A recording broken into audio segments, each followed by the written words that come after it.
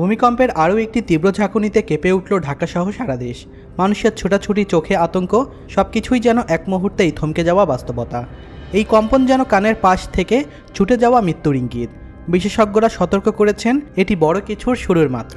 সময় হাতে নেই।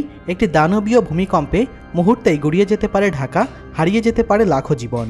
এই আংশিক কম্পন আবারও মনে করিয়ে দিল বাংলাদেশের ভূমিকম্প ঝুঁকি এখনও কতটা তীব্র ও বাস্তব। ভূতাত্ত্বিকদের মতে দেশের মাঝে মধ্যে যে কম্পন অনুভূত হয় সেগুলো প্রতিটি হতে পারে ভবিষ্যতের বড় ভূমিকম্পের লুকানো বার্তা।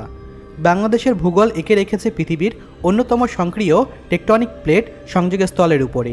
উত্তর পূর্বে ডাউকি ফ্লট, পূর্বে ত্রিপুরা আসাম ফ্লট এবং দক্ষিণে বার্মা প্লেটের ক্রমাগত সক্রিয়তা দেশের ভূপৃষ্ঠের নিচে অবিরত চাপ তৈরি করে চলেছে। বিশেষজ্ঞরা বলছেন, এই চাপ যতদিন ধরে জমতে থাকবে ততই বাড়বে বড় ভূমিকম্পের সম্ভাবনা। ইতিহাস বলছে, বাংলাদেশ একাধিকবার বড় বড় ধাক্কার মুখোমুখি হয়েছে। 1762 সালে আরাকান ভূমিকম্প দক্ষিণ পূর্বাঞ্চলের ব্যাপক ক্ষয়ক্ষতি ডেকে এনেছিল এবং উপকূলীয় এলাকায় সুনামির মতো ঢেউ তৈরি হয়েছে বলে ধারণা করা হচ্ছে।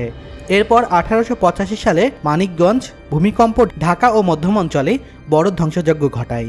1918 সালে শ্রীমঙ্গল ভূমিকম্প সিলেট অঞ্চলে চা বাগান সহ বিস্তীর্ণ এলাকায় স্থাপনা ধ্বংস করে দেয়। সর্বশেষ বড় ধাক্কা আসে 1997 সালের চট্টগ্রাম ভূমিকম্পে, যার ফলে এটি বহুতল ভবন ধসে বহু মানুষের প্রাণহানি ঘটে, যা আজও দেশের ভূমিকম্প ইতিহাসে এক ট্র্যাজেডি হিসাবেই স্মরণীয়। বিশেষজ্ঞরা সতর্ক করেছেন, ঢাকার নরম মাটি, জনসংখ্যার অস্বাভাবিক ঘনত্ব এবং বিল্ডিং কোড না মেনে নির্মিত অগণিত ভবন একটি বড় ভূমিকম্পকে আরও ভয়াবহ করে তুলতে পারে।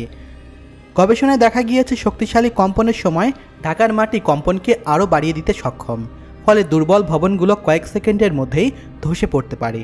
এ কারণেই তারা বলছেন, ঢাকা এখনও একটি বড় ভূমিকম্পের জন্য প্রস্তুত নয়।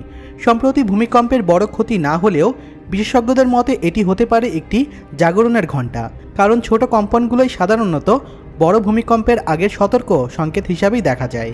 এখনই বিল্ডিং কোড মানা, পুরাতন ভবনগুলো পুনঃসংস্কার করা এবং সাধারণ মানুষকে ভূমিকম্পের সময় কী করতে হবে তা শেখানো অত্যন্ত জরুরি। গত কয়েক বছরে বাংলাদেশে ছোট ও মাঝারি মানের ভূমিকম্প বহুবার হয়েছে।